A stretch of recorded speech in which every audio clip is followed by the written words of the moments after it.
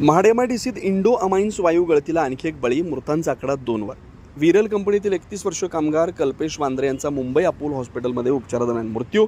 नागरिक संतप्त, अशा घातक कारखान्यांना तात्काळ बंद करा, फॅक्टरी इन्स्पेक्टरवर थेट आरोप।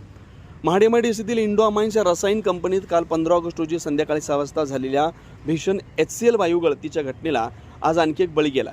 या दुर्घटनेतील मृतांचा आकडा आता 2वर पोहोचला। इंडो अमाइन कंपनीतील एका कामगाराचा कालच उपचारादरम्यान मृत्यू झाला होता। त्यानंतर आज कंपनीच्या समोरील विरल कंपनीत काम करणाऱ्या 31 वर्षीय कल्पेश वांद्रे राहणार बोरगाव यांचा मुंबईतील अपोलो हॉस्पिटलमध्ये उपचारादरम्यान मृत्यू झाला। 35 जणांना वायूची बाधा, रस्त्याने जाणाऱ्या मुलीची प्रकृती स्थिर।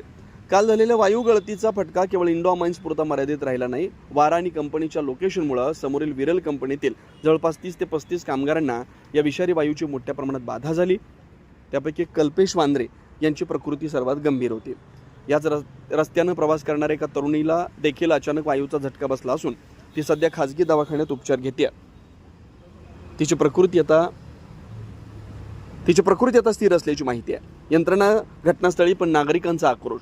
आज सकाळी घटनास्थळी महाड पोलीस प्रशासन, फॅक्टरी इन्स्पेक्टर आणि महाराष्ट्र प्रदूषण नियंत्रण मंडळाचे अधिकारी दाखल झाले। पंचनामा करण्याचं काम सुरू आहे, मात्र घोडा गेल्यावर तबेला बंद अशीच कृती असल्याची तीव्र भावना स्थानिक नागरिकांमध्ये आहे। फॅक्टरी इन्स्पेक्टर झोपा काढत होते का? नागरिकांचा संताप।